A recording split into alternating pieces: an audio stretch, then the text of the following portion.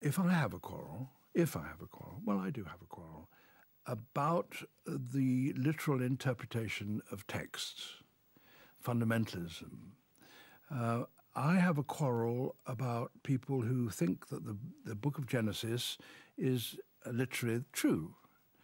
And my argument to dealing with that is, if you 150 years ago, people living in Britain might think that was the only account of creation.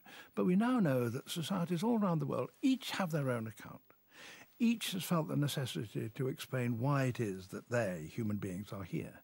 Now, all these accounts differ.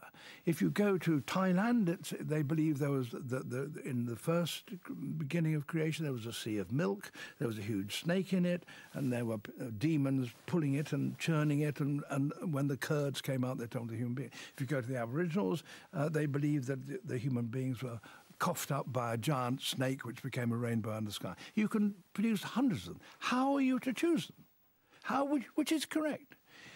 If you say, I'm only going to believe the one that my mother told me when I was brought up at my mother's knee, and I'm not going to question anything else, well, then that's up to you. But if you take a more general view and say, OK, you can't all be right, there is actually an answer which you can look in the rocks and the animals themselves. And the interesting thing about that is that it's all the same.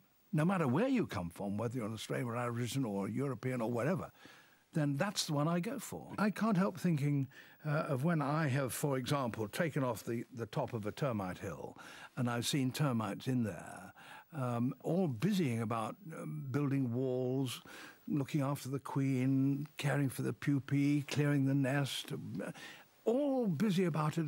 Then they're all blind, and they haven't the faintest idea that I am there watching what they're doing, because they don't have those sense organisms which would allow them to know that.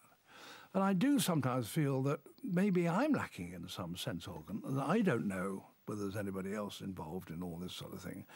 And it's a very confident thing to say that I'm absolutely sure that there's nothing in this world that I don't have the sense organs to appreciate.